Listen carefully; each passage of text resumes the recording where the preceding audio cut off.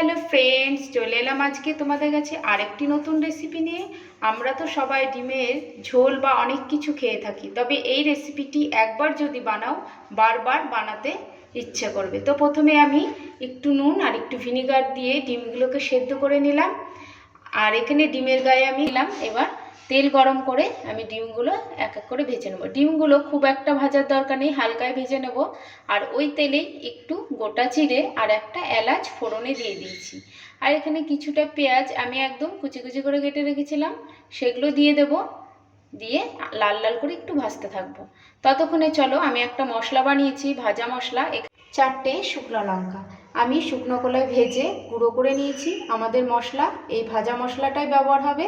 আর এখানে দেখো আদা রসুন আমি দিয়ে দিলাম। পেঁয়াজটা লাল হয়ে এলেই আদা রসুনটা দিয়ে দিতে হবে।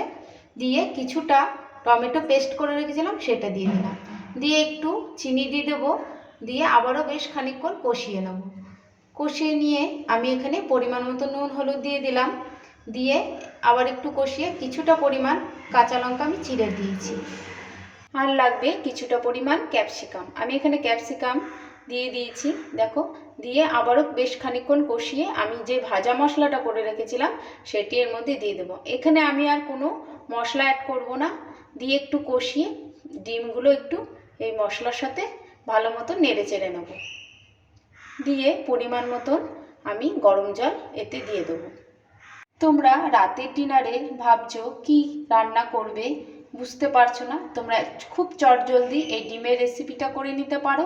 ভাত রুটি সবেতেই দারুণ লাগে। আর ডিম এমনই একটা জিনিস সবারই খুব পছন্দের। তারপরে দেখো একটু ঢেকে দিয়েছিলাম, ঢাকনা খুলে দেখো হয়ে এসছে। এরপরে আমি একটু নেড়ে পরিমাণ মতন একটু নুন দেখে নামিয়ে নেব। আজকের এই রেসিপিটি তোমাদের কেমন লাগলো অবশ্যই জানিও। ভালো লাগলে একটি লাইক করো। আমরা আজ পরোটার সাথে খেয়েছিলাম, খুব দারুণ লেগেছিল খেতে। তোমরা একবার হলেও ট্রাই করো।